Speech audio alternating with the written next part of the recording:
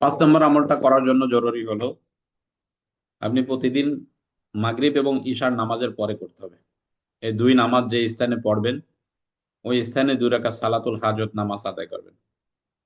আদায় করার পর আল্লাহ তাআলার কাছে দোয়া করবেন যে হে আল্লাহ, আমি দিন ও দুনিয়ার জায়েজ কাজে সাহায্য করার জন্য আপনি আমার বাতেনি চোখ খুলে দেন। নবী করিম সাল্লাল্লাহু আলাইহি ওয়াসাল্লামের তুফাইলে আমার বাতেনি চোখ খুলে দেন।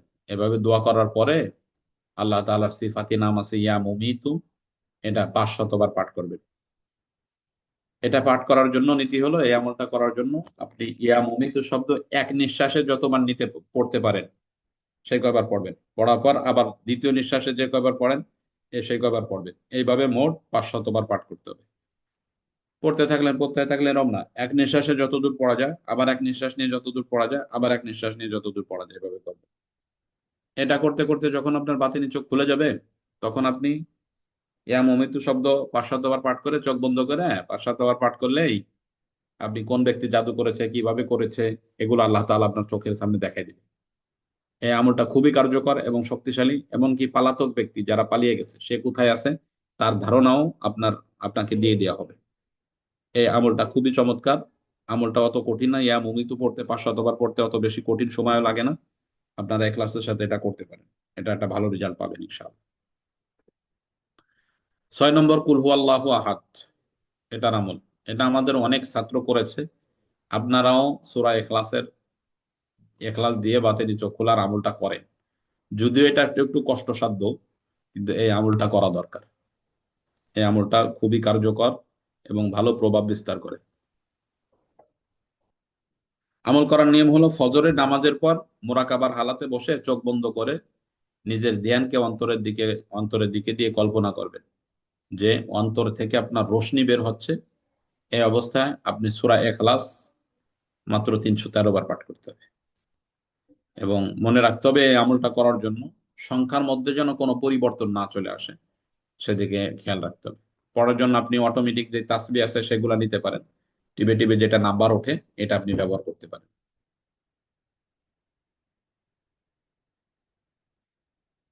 এই যে যে আমলটা এটা করে যখন আপনি দেখবেন যে বাস্তবে আপনার অন্তর থেকে রোশনি বের হচ্ছে, কিতাবওয়ালা লেখে যে এই আমলটা যখন আপনার হাসিল হবে তখন আপনাকে যদি দুনিয়ার সারা বাদশাহীও দেওয়া হয় তাহলে আপনি এই পরিমাণ খুশি হবেন না, এই আমলটা করতে পারলে যেই পরিমাণ খুশি আপনার অন্তর হবে।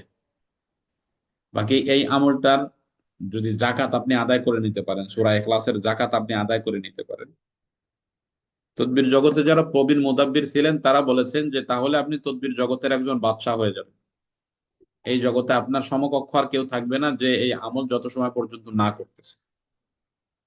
তবে জাকাত আদায় করা যদি একটু কঠিন, নির্ধারিত ঘরে নির্ধারিত স্থানে নির্দিষ্ট সময়ে নির্দিষ্ট সময়ে প্রতিদিন 3125 বার করে সূরা ইখলাস পাঠ করতে হবে। এভাবে 40 দিনে 1,25,000 বার পাঠ করে শেষ করতে হবে। এই আমলটা যদি এই জাকাতটা যদি আপনি সূরা ইখলাসের শেষ করেন, এরপরে সূরা জাফরান বিসমিল্লাহ সহস্রতি যদি আপনি সূরা ইখলাস জাফরান কালি দিয়ে লেখে আপনার বালিশের নিচে লেখে ঘুমান। এখানে তো লেখা হয়েছে যে খিজির আলাইহিস সালামের সাথে সাক্ষাৎ হবে, এটা একটা কথা। বাকি আপনি বালিশের নিচে রেখে যে কোনো ভয়ানক রোগী বা যে কোনো মারাত্মক বিষয় জানার জন্য নিয়ত করে যদি আপনি বালিশের মধ্যে রেখে ঘুমান তাহলে আপনাকে ঘুমের মধ্যে ওই ওই বিষয়টা আপনাকে অবগত করে দেওয়া হবে এবং আপনাকে জানিয়ে দেওয়া হবে। একটা বিষয় গেল। রোগীদের বিষয়ে যদি আপনি করেন কি সমস্যা তার, তাহলে আপনি এটা করার জন্য যদি এটা বালিশের মধ্যে দিয়ে ঘুমান তাহলে আপনাকে সন্দেহ বাদ হবে, তার কি সমস্যা, চিকিৎসা কি, এটা আপনাকে ইঙ্গিত দেওয়া হবে। এর জন্য আমলটা এখলাসের সাথে আপনারা করতে পারেন। এটা একটা ভালো আমল, সব থেকে চমৎকার একটা আমল সূরা ইখলাসের। যাদের সম্ভব এই আমলটা করে নেবেন ইনশাআল্লাহ। 7 নম্বরে যে আমলটা আছে এটাও একটা চমৎকার আমল। শব্দগুলোর অর্থ অনেক সুন্দর, যেগুলা একটু মাত্র অস্পষ্টতা নাই এবং অর্থগুলো অনেক ভালো। এই আমলটা করার জন্য করণীয় হলো আপনি ঘুমানোর পূর্বে 2 রাকাত সালাতুল হাজত নামাজ আদায় করবেন। এরপরে এই দোয়াটা ইয়া আলিম ও আল্লিমনি ইয়া খবির ও আখবিরনি, এই দোয়াটা 313 বার পাঠ করবেন। শুরুতে এবং শেষে 11 বার করে দুরূদে ইব্রাহিম পাঠ করবেন।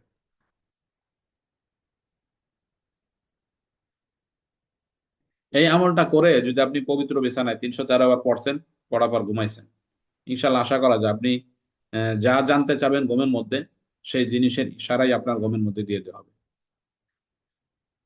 তো এই আমলটা করার জন্য কি করতে হবে? যখন আপনার এই আমলটা হয়ে যাবে, আদায় হয়ে গেছে, আপনি পড়তেছেন, পড়তে পড়তে স্বপ্নের মাধ্যমে আপনি যা জানতে চাচ্ছেন এই বিষয়টা আপনাকে জানাই দেওয়া হচ্ছে, এই অবস্থায় যখন চলে যাবেন তখন আপনি মোরাকাবার মাধ্যমে যে কোনো বিষয় জানতে পারবেন। মোরাকাবা কিভাবে করবেন? মোরাকাবায় বসে, কেবলামুখী হয়ে বসে, মোরাকাবার হালাতে বসে আল্লাহ আল্লাহ শব্দটা আপনি এটা পড়তে থাকবেন। আল্লাহর দিকে তাওয়াজ্জুহ হয়ে, বিনয় হয়ে ওই উপরের দোয়াটা 100 বার পাঠ করে আল্লাহ আল্লাহ বলতে থাকবেন। এটা যদি আপনি করতে থাকেন তো মোরাকাবার মধ্যে যেই বিষয়টা আপনি জানতে চাচ্ছেন এই বিষয়টা আপনাকে অবগতি করে দেওয়া হবে সাথে সাথে। তো এইভাবে এই মোরাকাবার মাধ্যমে আপনার রোগী আসলে রোগীর কি সমস্যা হচ্ছে, তার কি চিকিৎসা দেওয়া যেতে পারে, এই বিষয়গুলো সব আপনি এখান থেকে অবলোকন করতে পারবেন, অনুধাবন করতে পারবেন।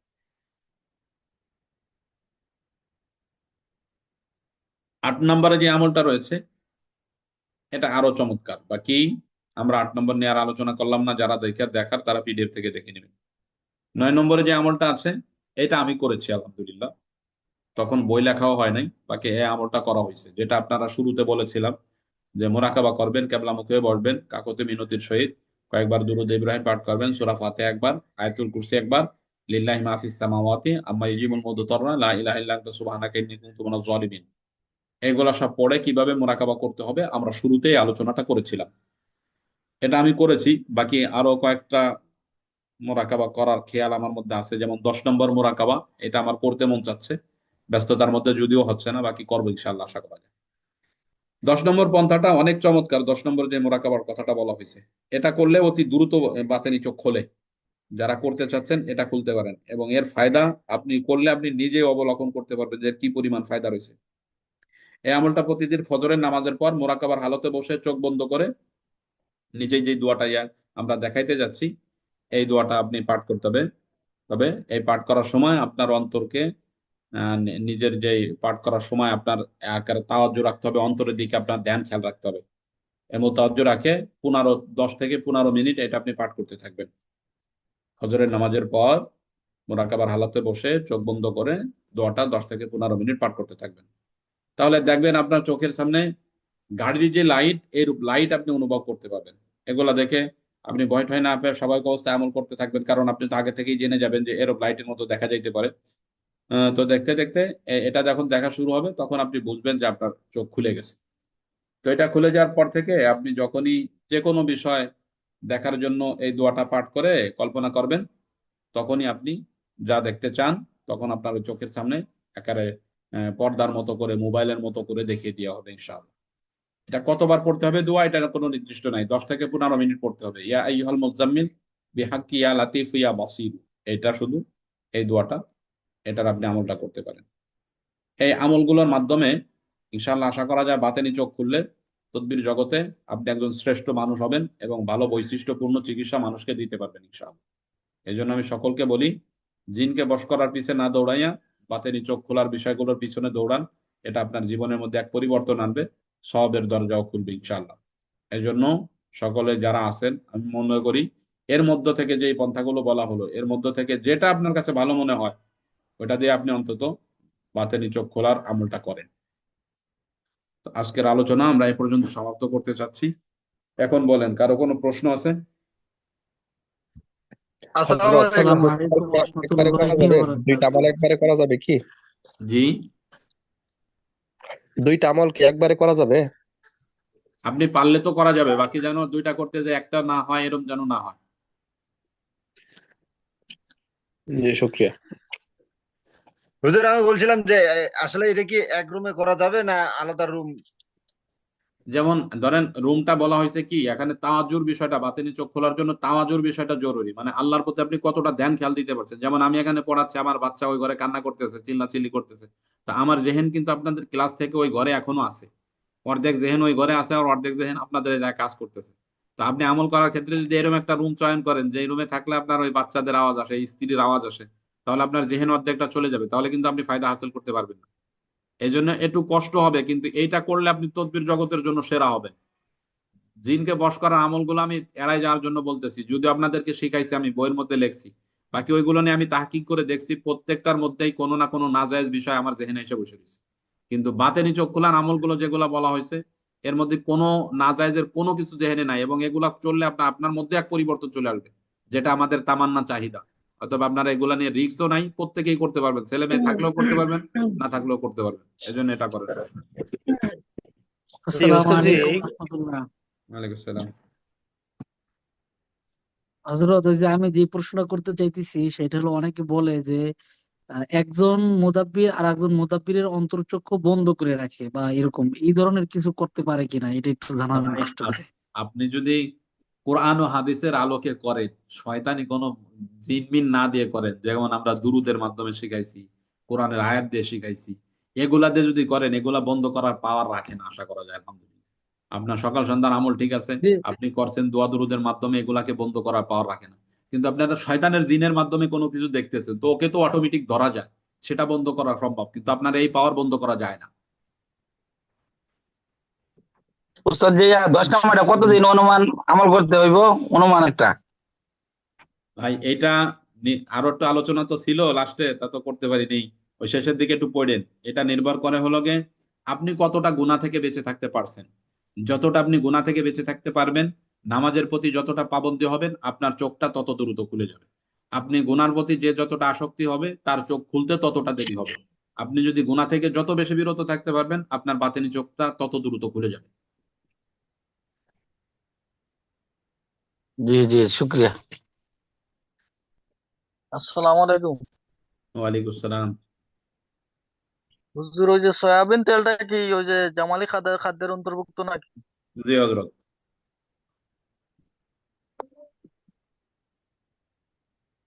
তাহলে ওস্তাদ যে কি খামো তাহলে?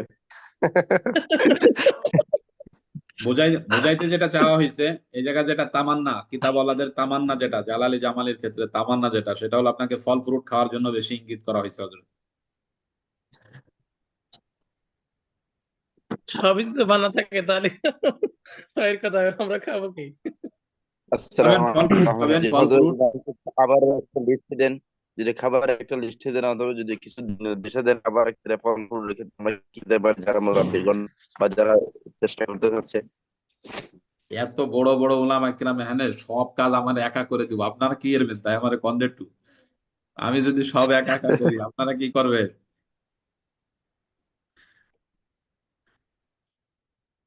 যার নাম দেখি অধিকাংশ মুফতি সাহেব, অধিকাংশ মাওলানা সাহেব, এরপরে যদি সব কাজগুলো আমার করে দেয়া লাগে, যাদের সামনে আমার কথা বলতে ভয় লাগে, তারা আবার আমার কাছে সবকিছু করে দিতে হবে আমার। ঠিক আছে, দেখা যাক ইনশাল্লাহ। আচ্ছা ওস্তাদ জি, আমাদের এই ক্লাস শেষ হয়ে গেলে কি এই গ্রুপটা কি কাইটে যাবে নাকি পরামর্শ গ্রুপটা থাকবে সবসময়? এখন ভাই বিষয়টা আপনাদেরকে বলি, এটা যদিও আমার একটা পেশা, তদবির শিখাই আপনাদেরকে, আপনাদের কাছ থেকে কোর্সের টাকা নেই, কিন্তু বিষয়টা হলো যথাসাধ্য আমাদের সেবাটা মূল লক্ষ্য থাকে। আমাদের দিলের কথাগুলোকে যেমন খুলে বলার জন্য চেষ্টা করি, এবং আন্তরিকতার সাথে আপনাদের সেবা দেওয়ারও চেষ্টা করি। আমাদের গ্রুপ শুধু এই কোর্স পর্যন্ত সীমাবদ্ধ না, এটা যতদিন আপনারা চালাবেন ততদিন পর্যন্ত এটা চলবে, কোনো অসুবিধা নেই, গ্রুপ থাকবে। এবং গ্রুপ চলাকালীন অবস্থায় আমরা গ্রুপে শুধু কোর্সের মধ্যে পরামর্শ দিচ্ছি বিষয়টা এমন না, আজীবন পর্যন্ত আমরা এই বিষয়ে যে কেউ প্রশ্ন করলে সেই বিষয়ে যত সময় আমি সুস্থ আছি পরামর্শ দিব।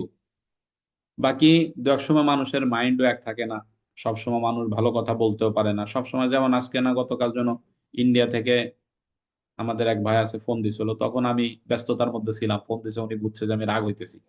তা অনেকে আছে ফোন দেয়। বাকি সকলের কাছে বিশেষ অনুরোধ, যারা আমাদেরকে ফোন দেন অথবা ভয়েস করেন, ভয়েসের ক্ষেত্রে তো একদিন বলছি যে ভয়েসটা সংক্ষিপ্ত করার চেষ্টা করবেন, মেসেজ করলেও মেসেজটা সংক্ষিপ্ত হলে আমাদের উত্তর দেওয়া পড়াটা সময় কম। ধরেন এরম, এই যে আমরা কততম ব্যাচে আছি, 20তম ব্যাচে না 21তম ব্যাচে?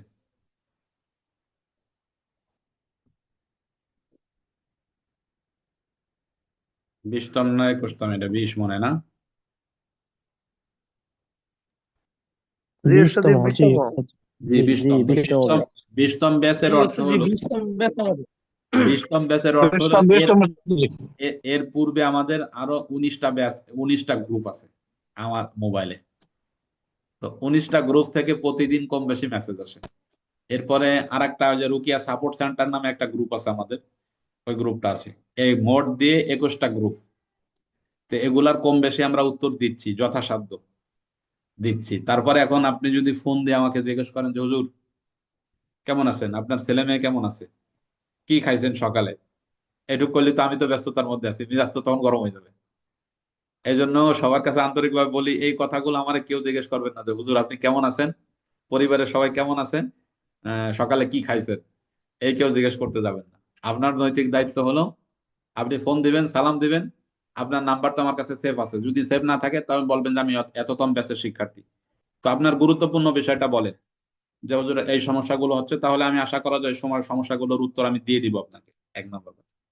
2 নম্বর, ফোন দিয়ে যেমন কালকে নাকি যেন ফোন দিয়ে, আজকে মনে হয় আজকে একজন ফোন দিয়ে জিজ্ঞেস করতে, হুজুর আজকে কি ক্লাস হবে, এটা প্রশ্ন করতেছে। আর ক্লাসের বিষয়গুলো আমরা তো গ্রুপের মধ্যে দিয়েছি, গতকাল ভয়েস করেছি, আমরা লিখে দিয়েছি। এখন এই যেই বিষয়টা আমার ওখানে দেওয়া আছে সেই বিষয় প্রশ্ন করে সময় নষ্ট করলে রাখে। কিন্তু ভাই সকলকে আমরা সময় দিব, কিন্তু যেন সময় আমাদের নষ্ট না হয়। কারণ এতগুলো গ্রুপ নিয়ন্ত্রণ করতে হয়, পুরাতন রোগীরা আছে সেটা নিয়ন্ত্রণ করতে হয়, নিজের মাদ্রাসা আছে 2টা সেদিকে লক্ষ্য করতে হয়, ফ্যামিলি আছে। সার্বিক দিক দিয়ে যদি আপনারা সময় নষ্ট করেন তাহলে একটু কষ্ট হয়, বাকি সময় নষ্ট না করে আজীবন আপনি নিতে পারবেন, সেবা নিতে পারবেন, কোনো অসুবিধা নেই ইনশাআল্লাহ।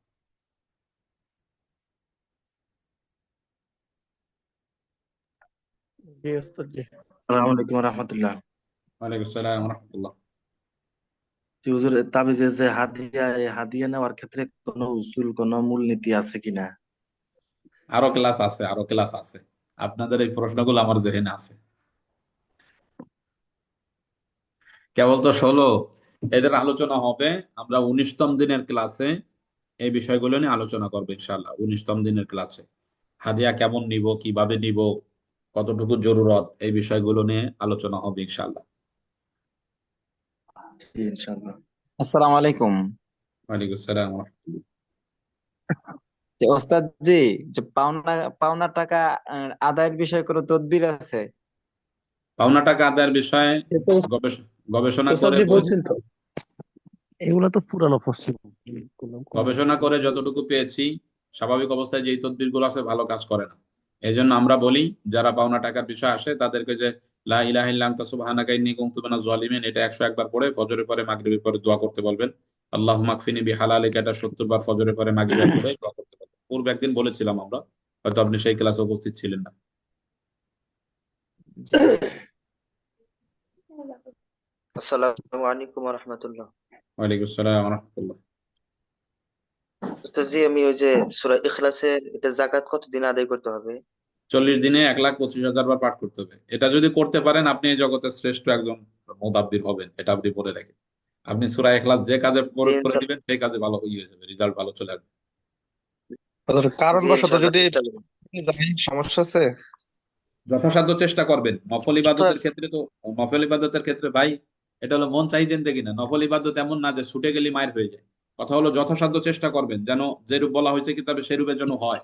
যদি কখনো বাদ একদিন না চলে যায় তাহলে দ্বিতীয় দিন কাজা করে নেবেন, মোট কথা পড়ে নেবেন, পড়ে নিলে হবে। এটা করলে আপনি ভালো মুদাব্বির হবেন। ওই যে জিনকে বশ করার পিছনে না দৌড়ায়, যেগুলো না যায় এরকম জিনিসের পিছনে না দৌড়ায়, আপনি এটা করেন, আপনারা মারহাবাদাই দোয়াও করে আল্লাহ আপনার সফল করবেন।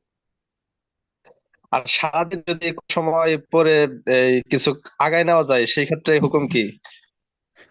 এখন আপনার যদি ব্যস্ততা বেশি থাকে তাহলে এরকম করতে পারেন, বাকি ভালোভাবে করতে হলে তো আপনার একটা জায়গা নির্দিষ্ট হইতে হবে, সময় নির্দিষ্ট হইতে হবে, এরকম হতে হবে।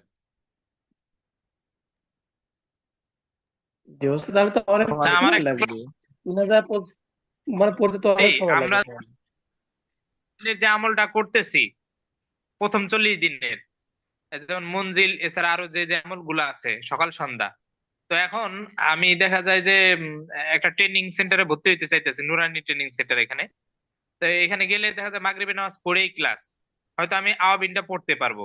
তো এই ক্ষেত্রে আসরের পরে, আসর থেকে মাগরিব যে সময়টা থাকে, এই সময় কি আমি এই আমলগুলো কি করতে পারবো কিনা?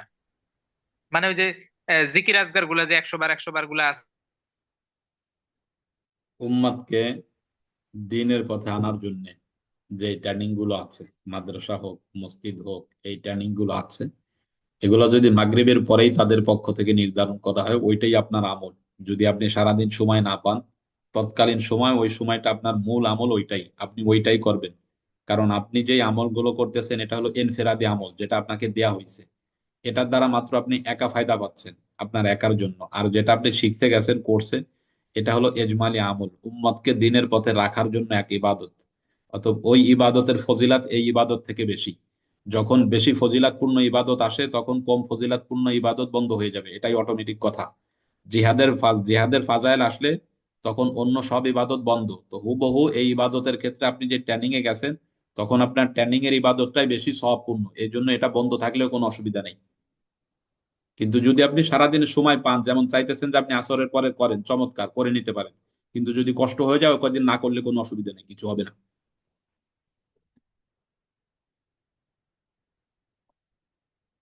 জি ওস্তাদ জি, আমি বিকাল আমার আসরের পর জি। হাজিরা করতে সময় আমি তোমার হারিকেন বিভিন্ন দিকে ঘোরে, তাদের ডান দিকে ঘুরে বাম দিকে ঘুরে, তাহলে বিষয়টা কোন দিকে আচ্ছা, ঘুরে? আচ্ছা, হারিকেনের ক্ষেত্রে স্বাভাবিক অবস্থায় ডান দিকে ঘোরে। কিন্তু যদি কোনো রোগী মারাত্মক হয়, যদি আপনারটা বাস্তবে আপনি শিখে যান, হারিকেন চালানটা যদি শিখে যান, যদি কোনো রোগীর জিন্নাতের সমস্যা মারাত্মক হয় অথবা জাদুটা যদি অনেক মারাত্মক হয়, তাহলে অনেক ক্ষেত্রে দেখা যায় কোরআন শরীফ হারিকেন ডান দিকে না ঘুরে বাম দিকে ঘুরে যায়। এটা হলো ভয়ানক হওয়ার একটা নিদর্শন। এই জন্য ওই জায়গায় শক্তিশালী তদবির আপনার প্রয়োগ করতে হবে আর কি। জি ওস্তাদ জি, আমি বিকালকার যে আমল, এই আমলটা আমি আসরের পর করে, আসরের পর করলে হবে কি? করতে পারবেন, সমস্যা নেই। জি, জাজাকাল্লাহ। সালাম আলাইকুম। জি ওস্তাদ জি, জি বলেন। 40 দিনে যে 40 দিনে যে আমলটা আছে, অনেক সময় মাদ্রাসা বন্ধ হয়েছে, মানে বাড়িতে যেতে হচ্ছে, তখন কি ওখানেও স্থান পরিবর্তন হচ্ছে, কোনো সমস্যা আপনি আমাদের ক্লাসগুলো গুরুত্ব করা যাবে সহকারে কিনা? শোনেন নাই, আপনার 1500 টাকা জরিমানা হওয়া দরকার। আপনাকে বলছি যে আমাদের ওস্তাদ জি, 40 দিনের আমল হাঁটা চলা অবস্থায় করা যাবে, স্থান তো পরিবর্তন দূরের কথা, জি যেখানে আছেন সেই জায়গা যাই করবেন। আমরা বলছি যে ওইটা আপনার এক রুমে হইতে হবে, আগরবাতি জ্বালাইতে হবে, মোমবাতি জ্বালাইতে হবে, তারপরে করতে হবে বলছি? আপনারা বলছি যে অবস্থায় জি আছেন না, আপনি করে নিবেন।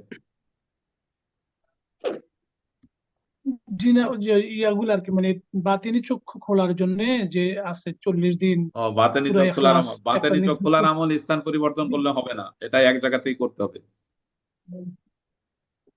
জি জি, ওইটার কথা বলতেছিলাম। জি জি, জি। জাজাকাল্লাহ, হায়াকাল্লাহ, বারাকাল্লাহ। সালাম আলাইকুম। ওয়ালাইকুম আসসালাম।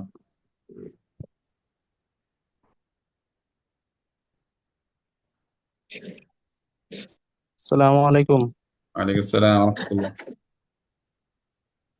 জি হজরত, বলতে চাইতেছি যে ওই যে 7 দিনের 3 দিনের যে কি বলে নকশা লিখে দেওয়া হয় যে কোনো ইয়ে, ওটা যদি আমি একটা লিখে মানে কম্পিউটারে যদি ওই কি বলে কম্পোজ করে দিই 7টা 8টা, এটা কি হবে? কেন, আপনার মানে লিখতে একটা কি, লিখে পরে কম- লিখতে কি সমস্যা? না কত সময়, না সমস্যা না, ওই যে কত সময় অনেক বড় বা একটু মানে এইভাবে হবে কিনা, মানে আমি এটা জানতে চাইতেছি। আমরা এই বিষয়টা আগে একদিন কথা বলেছিলাম। বিষয়টা হলো, আল্লাহ তাআলা প্রত্যেক মানুষের হাতে আলাদা আলাদা বৈশিষ্ট্য দিয়েছে, যে বৈশিষ্ট্যটা কম্পিউটারের কাছে নাই। যেমন আমাদের প্রচুর পরিমাণে ব্যস্ততা থাকে, রোগীদের সিরিয়াল আসতে দেরি হয়, ফোন দিতে রোগীরাই করে, তারপরে আমরা করি কি, রোগীদেরকে লিখেই দিই। তো আমরা এটা একটা সিল বানাই নিতে পারি। আপনি তো কম্পিউটার বলতেছেন, সিল বানানোর ব্যবস্থা আছে, মেরে দিলে হয়ে যাবে, একেবারে জাফরান কালি দিয়ে মেরে দেওয়া যায়, আর পরিপূর্ণ সমান হবে। তারপরে আমরা হাতে লিখে দিই কেন? কারণ আমি আমল করতে করতে আমলগুলো করি, তদবির নিয়ে মেহনত করি, তো এর কারণে আল্লাহ তাআলা আমার জেসেমের মধ্যে আলাদা এক ফজিলাত দিছে। তো এই জেসেমের ফজিলাতটা আপনি কম্পিউটার থেকে পাবেন না। তো এই জন্য আপনি হাত দিয়ে লিখে দিলে যেই পরিমাণ রোগীর ফায়দা হবে, আপনি কম্পিউটার দিয়ে দিলে ওই পরিমাণ ফায়দা হবে না। অনেকেই বলবেন যে হুজুর, অনেকেই তো দিচ্ছে। ভাই, দুনিয়ার মধ্যে তো অনেক কিছুই ঘটতেছে, কিন্তু বাস্তবতার সাথে মিল রাখতে গেলে তো এটা লাগবে। 2 নম্বর কথা হলো, মসজিদে মাদ্রাসায় আমরা খেদমত করি, 1 মাস পর পাই হলো 8,000 টাকা, 10,000 টাকা, কারো কারো আরো কম আছে, কারো হালকা বেশি হতে পারে। তো সেখানে একজন লোকের আপনি তদবির লিখে দিবেন, 1,000 টাকা নিয়ে যাবেন মাত্র 5 মিনিটের মধ্যে, তাও আবার কম্পিউটার থেকে ছাপাই দিবেন। আপনার টাকাটা তো হালাল হওয়ার দরকার আছে, এটা তো আপনার শ্রম দিয়ে কষ্ট করে নিতে হবে। আপনি 1,000 টাকা নিয়ে গেলেন, দিচ্ছেন কম্পিউটার থেকে এখন ছাপাইয়া, বলেন তো আপনি কি শ্রম তার পিছনে দিলেন? মাদ্রাসায় সারাদিন শ্রম দিয়ে পান 200 টাকা, 200 250 টাকা, আর আপনি মাত্র 20 মিনিট 5 মিনিটের মধ্যে তার থেকে 1,000 টাকা নিয়ে যাবেন, তার পিছনে শ্রম দিবেন না আপনি?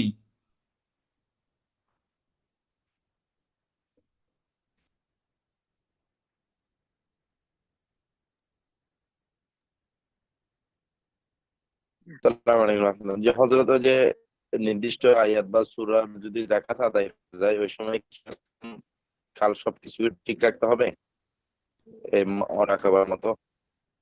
বুঝি নাই, আবার বলেন।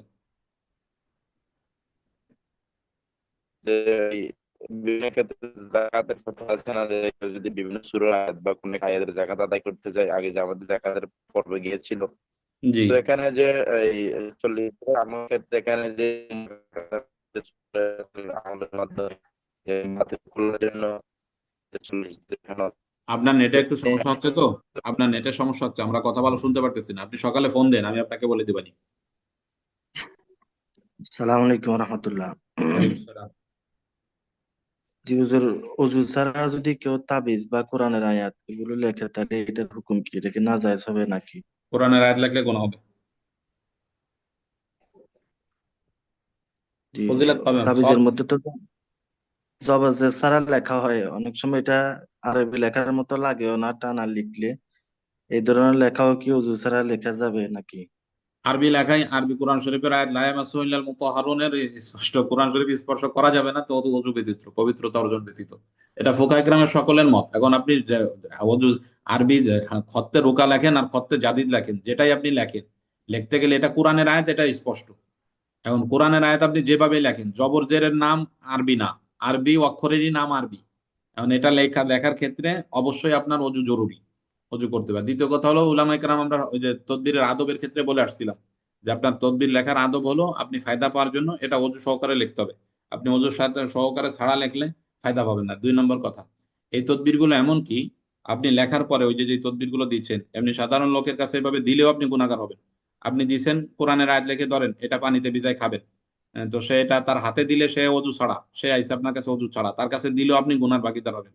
এই জন্য আমরা এই খামগুলো ব্যবহার করি। আমরা করি কি, তদবির গুলো এই খামের মধ্যে ভরি, ভরে তারপরে তার হাতে দেই, যাতে এটা নিয়ে এসে যায়, আমি তাতে গুনার ভাগীদার না হই। তো এই জায়গা তো সব বিষয়টা একজন উম্মাতের খেদমত করতে হলে সব বিষয় লক্ষ্য রাখতে হবে। এটা না করলে আমি তার কাগজে বাস করে দিয়ে দিতে পারতাম, বা এটা নিয়ে পানিতে বাড়িতে ব্যবহার করেন, কিন্তু আমরা এই খামগুলো ব্যবহার করি কেন? কারণ ওর হাতে দিলে আমি জানি যে ওটার অজু নেই, একজন আছে হায়াজ অবস্থায়, আমি জানি যে সেই অবস্থায় আছে। আর আমি তো একজন মুদাব্বির হিসেবে সচেতন থাকা আমার জন্য জরুরি, এই জন্য আমরা এই খামগুলো ব্যবহার করি, যাতে সাথে অজু ছাড়া না ধরা হয়।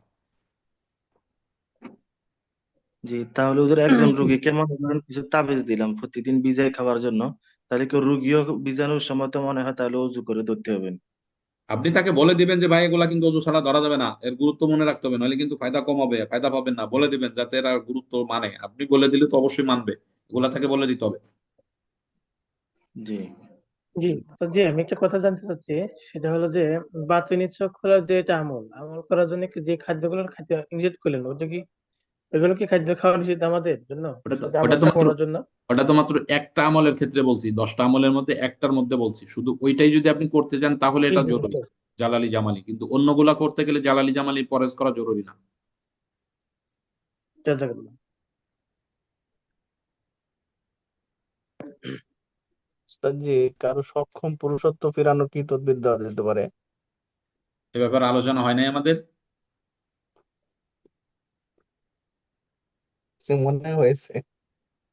হয় নাই, মনে হয় আলোচনা হয় নাই, না হয়েছে? জি না, হয় নাই, হয় নাই ওস্তাদ জি, হয় নাই। আচ্ছা, এটা নিয়ে আলোচনা হবে ইনশাল্লাহ। এটা ভালো, একটু কিছু দূরত্ব আলোচনা আছে তো, কয়েক মিনিটের, ধরেন 10 মিনিটের মতো আলোচনা করতে হবে, 10-15 মিনিট। দেখি ইনশাল্লাহ কালকে বা পরশু দিনের মধ্যে। এটা আনতে হলে তো আবার ওটা কি করতে হবে, লিখতে হবে, পিডিএফ বানাইতে হবে, এই জন্য একটু দেরি হচ্ছে। এটা করবো 2-1 দিনের মধ্যে ইনশাল্লাহ। জি জি। জি ওস্তাদ জি, এটা আলোচনা হয় নাই ওস্তাদ। জি জি।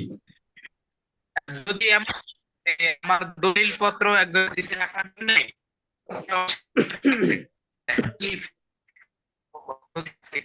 আপনার নেটের সমস্যা ভাই। হ্যাক করে দেওয়ার চিন্তা ভাবনা করতেছে।